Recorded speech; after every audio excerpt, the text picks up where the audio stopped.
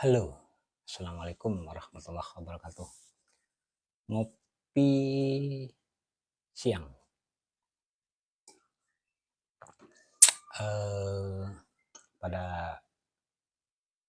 kesempatan kali ini, sahabat sejarah, sahabat budaya, eh, sedikit mengulas siapa Ratu Bagus Puang dan sejak kapan nama tokoh Ratu Bagus Puang ini ada di eh, peristiwa sejarah di Kesultanan Banten. Jadi Ratu Bagus Puang itu dari dokumen-dokumen yang muncul sejak tahun 1748. 1748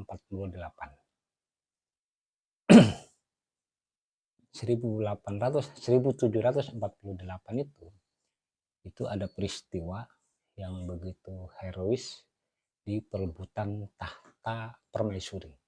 Bukan tahta kesultanannya dulu, tapi perebutan tahta permaisuri. Nah, untuk menggagalkan konsensus Ratu Bagus Puang ini menjadi tokoh ini, Ratu Bagus Puang, untuk menjadi tokoh putra mahkota, maka harus digeserlah seorang ibunya yang permaisuri sehingga turun derajatnya menjadi selir. Nah, baru naik tokoh baru yang kemudian di tahun 1750 sampai 1751 terjadilah perlawanan yang sengit, kurang lebih sekitar antara dari bulan Oktober sampai bulan Mei. Oktober tahun 1750 sampai 1751. Jadi perlawanan yang sangat sengit untuk melawan Ratu Bagus Puang atau dikenal dengan Ratu Bagus Puang. Nah, siapa Ratu Bagus Puang ini? Ratu Bagus Puang ini satu kerabat yang sekarang tinggal di Sri Lanka yang tahun 2012 pernah turun ke Banten. Itu Faikdullah. Itu adiknya Ratu Bagus Puang dari permaisuri yang diturunkan statusnya saat itu oleh Ratu Syarifah. Ratu Syarifah naik, kemudian ini dibuang. Jadi dibuang dengan keluarganya karena selir, dibuanglah ke bagian timur. Nah, Ratu Bagus Puang itu kemudian melakukan penggalangan massa untuk melakukan perlawanan itu bermarkas di Gunung Munara. Di mana Gunung Munara? Gunung Munara itu ada di sekitaran Bogor Barat, Lewiliang, terus stasiun apa tuh namanya? Lebak, Rangkas, ya, sampai Warung Gunung, itulah wilayah ininya, wilayah markasnya. Yang kemudian di situ ada satu tokoh dengan kitapa. Ada satu tokoh yang sedang bertapa di sana, kemudian menjadi sahabat dan melakukan perlawanan untuk merebut kembali kekuasaan permaisuri di tahun 1750. Makanya di tradisi lisan, Bagus Puang itu tangannya bolong karena disalib. Nah, sementara di naskah rantai-rantai atau naskah sejarah Banten yang ditulis tahun 1800-an, Bagus Puang ini punya ajudan 3, Ki Tabla dan Ki, ada 3 ajudannya. Tapi sebenarnya itu beda masa. Kitabla itu Bagus Puang yang di tahun 1790.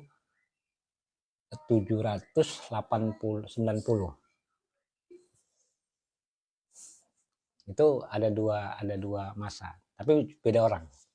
Jadi Ratu Bagus Puang itu adalah putri permaisuri sah yang diturunkan sebelum dilantik menjadi putra mahkota. Sebelum dikonsensus menjadi putra mahkota. Itu Bagus Puang. Nah, sejak dimulai tahun 1748 sampai kehancuran Kesultanan Banten itu yang tidak tercatat oleh dokumen lokal, karena dokumen lokalnya hancur, hilang entah kemana, itu adalah peristiwa intern, peristiwa perselisihan permaisuri Selir 1, Selir 2, Selir 3. Nah, yang jadi rebutan itu menjadi permaisuri. Nah, permaisuri ini bukan istri pertama, tapi istri yang utama. Istri yang utama, bukan istri pertama. Nah, biasanya ini menjadi rebutan. Sehingga bagaimana caranya?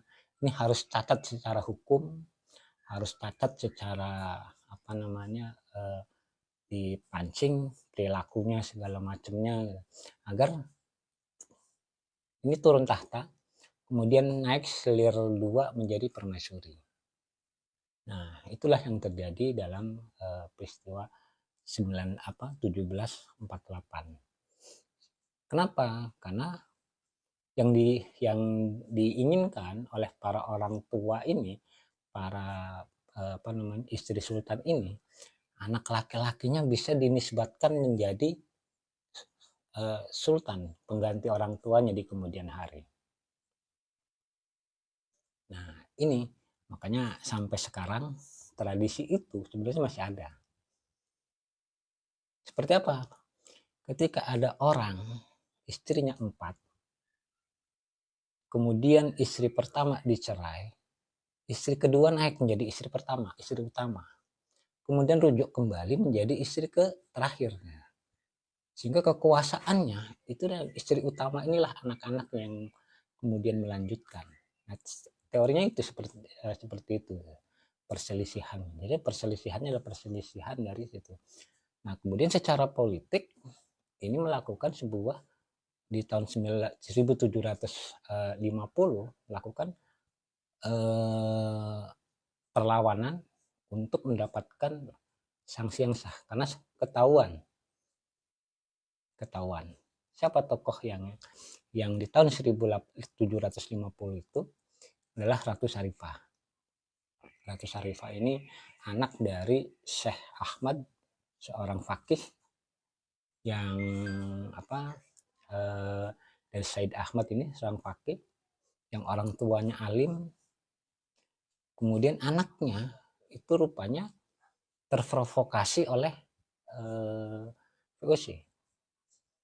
Ratu Fatimah ini terprovokasi oleh VOC sehingga membuang beberapa untuk merebut tahta permaisuri. Kemudian dari situlah hancur berantakan. Dari Pangeran Gusti naik tahta, Sultan Jenderal Arifin dibuang ke Ambon, terus Pangeran Gusti dibuang ke Sri Lanka, kemudian ditarik kembali untuk menjabat terus selama kurun waktu 4-5 tahun. Ini konflik itu terus silih berganti. Bahkan sultan-sultan ini sengaja serupanya ini semua backingannya itu larinya ke VOC, ke klan kelompok-kelompok untuk melakukan perlawanan, untuk meredam. Semua janjinya akan mendapatkan beberapa wilayah, termasuk juga hadiah, termasuk rempah-rempah dan emas. Maka itu kemudian Sultan Jenderal Arifin dinobatkan menjadi sultan di tahun 1752. Nah, ini melakukan pembayaran karena sudah melakukan meredam konflik politik di Kesultanan Banten. Nah, ini sampai konsensus Kesultanan Jenderal Asikin relatif aman tanpa pergolakan, karena pergolakan perselisihan para permaisuri istri sultan ini di kurun waktu 1748 sampai 1752, selama 4 tahun ini. Itu Ratu Bagus Buang. Nah, Nah, Tubagus Buang itu kemudian memproklamirkan diri menjadi sultan dengan gelar agak panjang, namanya saya lupa nama di manuskrip ada gelarnya. Itu yang kasus yang pertama. Adik-adiknya semuanya itu bergelar semuanya Ratu Bagus Buang. Keluarga yang dari keluarga apa namanya istri permaisuri ini yang seharusnya dilantik menjadi putra mahkota ini konsensus untuk menjadi putra mahkota karena diturunkan derajat ibunya dari permaisuri menjadi selir. Itu anak-anaknya semuanya bergelar Tubagus Buang. Nah, tinggal siapa nama Tubagus Buangnya, dari ibu yang mana, itu yang dilacak. Mungkin ada zuriatnya masih menyimpan memori, masih menyimpan benda atau bukti yang sejaman. Ini akan lebih kita untuk memudahkan melacak, karena drug register dan laporan-laporan peristiwa itu di koran-koran VOC, koran-koran kolonial saat itu lumayan tergambarkan dengan baik. Tinggal dokumen internalnya, dokumen lokalnya, dokumen internal dari kesultanannya ada enggak. Kalau dokumen internal ini ada, dokumen ini ada, itu akan lebih mudah kita melacak duriat-duriat atau sepak terjangnya. Karena peristiwa itu kemudian ditulis sejarah lokal itu 1 abad kemudian, di tahun 1842. Itu yang kemudian oleh masyarakat teman-teman yang menggeluti bidang manuskrip itu dikenal dengan istilah wawacan Haji Mansur, yang bercerita tentang Tubagus Buang ini dengan kitable terus dengan kitapa. Nah, Tubagus Buang yang berikutnya yang kedua itu di tahun 1789 yang melakukan pembunuhan terhadap yang membunuh sultan di malam hari, kemudian setelah ba'da subuh, salat subuh, dia dibunuh oleh orang-orang yang sekeliling yang ini, itu yang masih dilacak ini, yang Tubagus Buang yang kedua nih, periode kedua, bukan periode pertama, yang periode kedua. Ini yang karena itu telegramnya, surat-surat telegramnya baru saya didapatkan, dan itu ada di Arsip Nasional. Telegram dari Patih Banten yang mengirim surat ke Gubernur Jenderal Belanda, karena dari tahun 1752 Banten itu sudah bagian dari Batavia. Jadi 50-50 udah tuh, 50%. Sehingga sampai berikutnya itu surat ke Gubernur Jenderal itu sudah mengucapkan Ramanda, jadi orang tua asuh. Surat-surat dari Kesultanan Banten itu sudah menyebut Ramanda. Nah, inilah yang harus dilacak kembali. Nah, surat-suratnya itu ada di Arsip Nasional. Kalau bisa di copy, disimpan di perpustakaan daerah surat-surat itu supaya kita tahu peristiwa itu. Itu peristiwa politiknya. Jadi peristiwa politik dari tahun 1750 sampai 1781, ini peristiwa politiknya itu rebutan kuasa. Makanya dari tahun 1752 konsensusnya itu sudah melakukan konsensus sesuai arahan dari Gubernur Jenderal.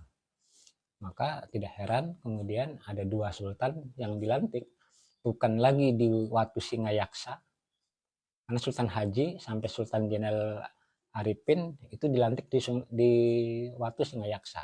Tapi setelah itu dilantiknya di Spelwick. Kenapa dilantik di Spelwick? Karena khawatir terjadi pembunuhan terhadap sultan. Nah, Ini yang harus diungkap. Nah, itu dokumen-dokumen dari Kesultanan Banten, surat-suratnya yang menyebut Ramanda, ini sebagian masih tersimpan di Perpustakaan Nasional karena dulu disita di tahun 1802. Jadi penyitaan semua surat-surat berharga, dokumen-dokumen di Kesultanan Banten itu disita karena Banten terlilit hutang dengan VOC. Salah satu untuk membayarnya, menyicilnya, itu surat dokumen berharga semuanya termasuk benda-bendanya itu disita oleh Letnan Anting, apa yang menjadi petugas untuk ini Kapten A. Dulu waktu zaman 1802 menjadi Kapten Anting. Tapi ketika datang Denles, dia sudah menjadi letnan. Kantornya Letnan Anting ini itu di Jagarayu, sekitar Sempu Banten Girang misalnya, di Jagarayu. Nah, itu lapangan tembak. Nah, dari zaman Sultan Jainal Asikin itu Surosoan hanya dijadikan sebagai pusat ritual pemerintahan. Jadi sultannya sudah hijrah ke Serang Kota. Di mana kantor kesultanannya? Itu yang disebut dengan Benteng Serang, yang sekarang SDL, depan alun-alun SD2 ya, di samping termasuk Hotel Mahadria. Itu dulu area keraton, dikenal dengan Benteng Serang. Sultannya di situ. Gubernur Jenderal belum ada, gedung residen belum ada, gedung kabupaten belum ada, hanya gedung itu aja. Dan beberapa pemukiman yang lainnya kayak Pangeran Lor yang di Kaujon, terus wilayah Tak-Takan, karena semuanya itu udah dikawal dikepung dengan militer. Tapi beberapa aktivitas ininya masih di Banten Lama. Kenapa beralih ke Serang Kota yang dikenal dengan sekarang Serang Kota, dulu Banten Baru? Karena memang Surosoan pasca tsunami letusan Krakatau di 1680 itu luluh lantah semuanya. Dari jembatan Rantai sampai ke pesisir pantai Karangantu, sampai ke Pakojan, sampai ke jalan antara Karangantu sampai ke Spelwik. Itu luluh lantah semuanya. Sehingga pusat-pusat pemerintahannya kemudian dibangun kembali tapi di Serang Kota. Mulai ininya, atau dikenal dengan istilah di Saung Serang. Saung Serang itu yang sekarang, kalau Saung Serangnya itu yang sekarang kantor gubernuran lama, pendopo gubernuran lama, ex kantor residen. Karena dulu dikenal dengan istilah Saung Serang. Atau karena itu dekat dengan Kubang Serang. Nah, Kubang Serangnya, kalau Kubang Serang di dulu belakang Polwil, rumah sakit Bayangkara sekarang, rumah sakit Serang. Ada dikenal dengan istilah Kubang Serang. Nah, Sultan itu ada di situ, Mahadria sampai. Makanya kalau yang menggali yang merenovasi gedung sekolah di SDL itu antara tahun 2000 sampai 2004 itu granit, marmer segala macamnya itu wow, fantastis itu. Berharga semua, entah mana itu sekarang itu.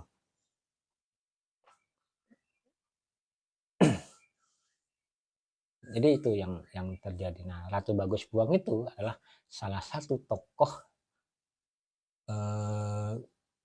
perjuangan gerilya.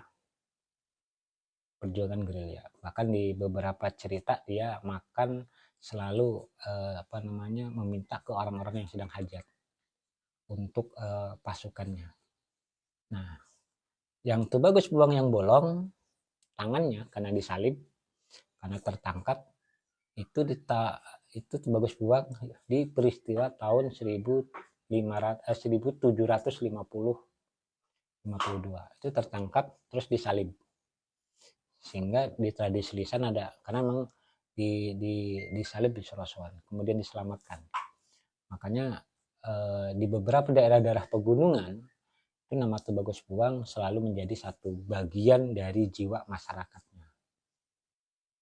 baik secara ideologi karena memang menanamkan rasa tidak percaya kepada pemerintahan saat itu, karena dianggap pemerintahan sudah tidak lagi menjunjung tinggi nilai-nilai leluhurnya, karena sudah banyak melakukan hubungan diplomatik dengan VOC yang justru secara ekonomi juga merugikan. Nah, itulah yang melakukan perlawanan oleh Tubagus Buang. Kasusnya, kasus peristiwanya. Banyak memahami sejarah, harus memahami budaya di masa frame saat itu. Bukan hanya peristiwa besarnya tokoh dan kesaktiannya saja, tapi juga harus kenapa sih sampai terjadi peristiwa itu, apa asal usulnya, kenapa, ya kita mengetahui secara gamblang bagaimana caranya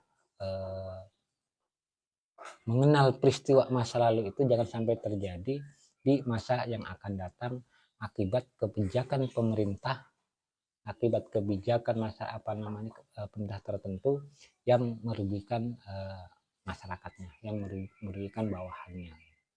Nah, salah satunya untuk di Banten adalah Ratu Bagus Buang itu sebagai tokoh pertama yang melakukan perang gerilya.